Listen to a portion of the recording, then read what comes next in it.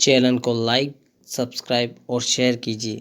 आज की dictation start होगी 2 सेकंड बाद। स्टार्ट।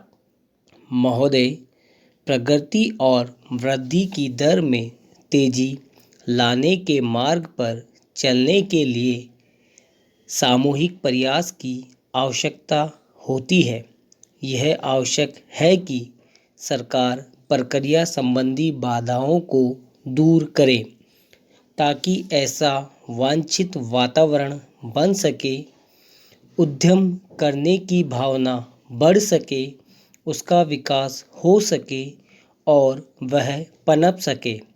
हमने यही करने की चेष्टा की है।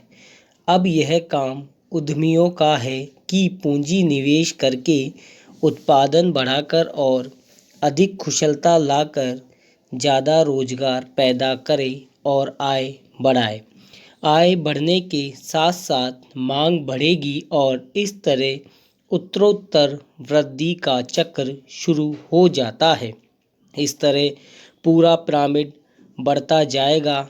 यह विचार बड़ा स्पष्ट और सरल लगता है, परंतु जब इसे हमारे जैसे विशाल आकार, जनसंख्या और सामाजिक जटिलताओं वाले देश पर लागू किया जाता है तो इसे कार्यान्वित करना अत्यंत दुष्कर कार्य हो जाता है।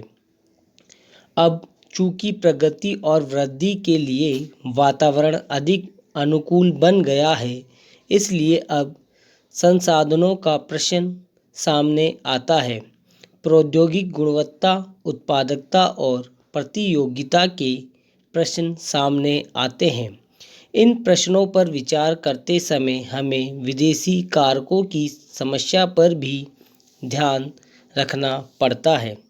इस संदर्भ में विदेश से निवेश और प्रौद्योगिकी अपने देश में आती रहे, यह प्रश्न प्रासंगिक बन जाता है। बाजार में प्रवेश मिलने का प्रश्न भी महत्वपूर्ण बन जाता है। हमें अपनी अर्थव्यवस्था को विश्व अर्थव्यवस्था के एक भाग के रूप में ही देखना चाहिए। हम एक अलग थलग द्वीप बनकर नहीं रह सकते। हमें तो स्वयं को विश्व की प्रणाली के एक भाग के रूप में ही देखना चाहिए।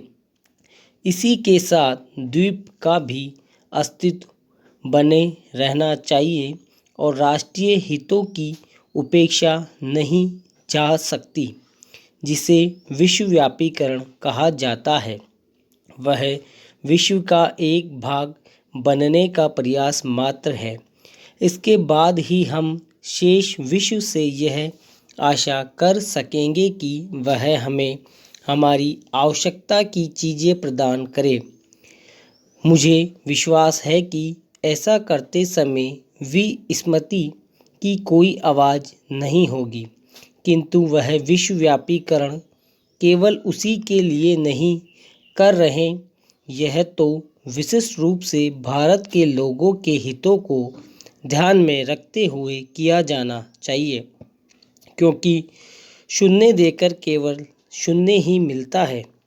इसलिए हम अपना लक्ष्य तभी प्राप्त कर सकते हैं जब हम यह दिखा दें कि इससे देने वाले और लेने वाले दोनों का लाभ है।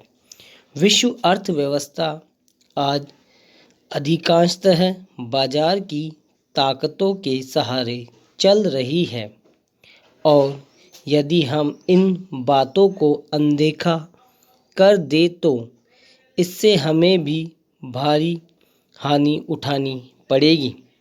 अपने प्रयासों में हमने इस वास्तविकता को स्वीकार करने का प्रयास किया है।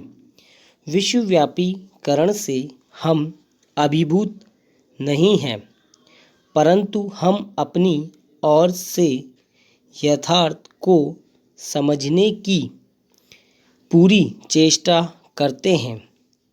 कुछ आलोचकों ने यह कहा है कि विदेशी निवेशकर्ता हमारी अर्थव्यवस्था पर छा जाएंगे। स्टॉप।